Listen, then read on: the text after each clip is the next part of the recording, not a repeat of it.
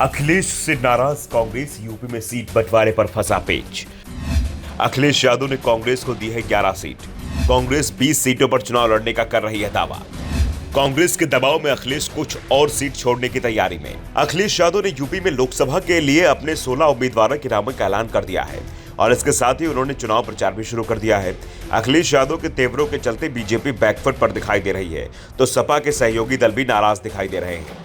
दरअसल सपा चीफ ने आरएलडी के लिए 7 और कांग्रेस के लिए 11 सीटें छोड़ी है और उसके बाद उन्होंने सपा उम्मीदवारों के नामों का ऐलान करना शुरू कर दिया है। पहली सूची आ चुकी है, जल्द ही दूसरी सूची भी सामने आने वाली है। सपा उम्मीदवारों के नामों का ऐलान करने में जल्दी कर रही है तो वहीं कांग्रेस का दावा है कि अभी तो सीटों का बंटवारा ही नहीं हुआ है। अखिलेश यादव ने जो ऐलान किया है वो एक तरफा है। पार्टी खुलकर तो कुछ नहीं बोल रही है लेकिन अखिलेश यादव तक अपनी नाराजगी को पहुंचा दिया है।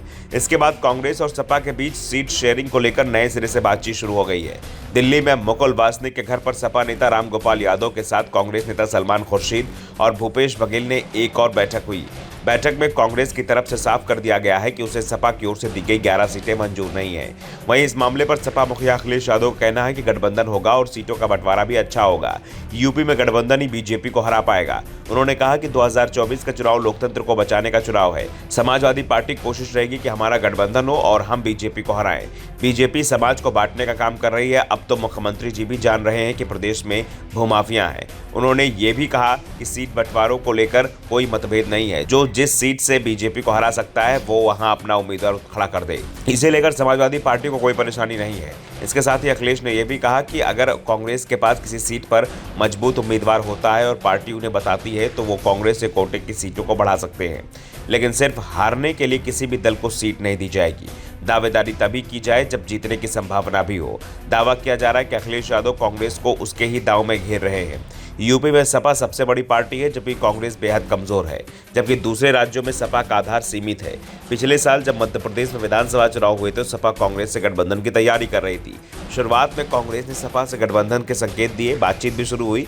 कांग्रेस पहले सपा को 6 सीट देने को तैयार हो गई। अखिलेश यादव ने भी कांग्रेस के प्रस्ताव को स्वीकार कर लिया था, लेकिन अचानक ही कांग्रेस ने उन सीटों पर अपने उम्मीदवार उतार दिए जिन सीटों पर अखिलेश यादव ने दावेदारी की थी।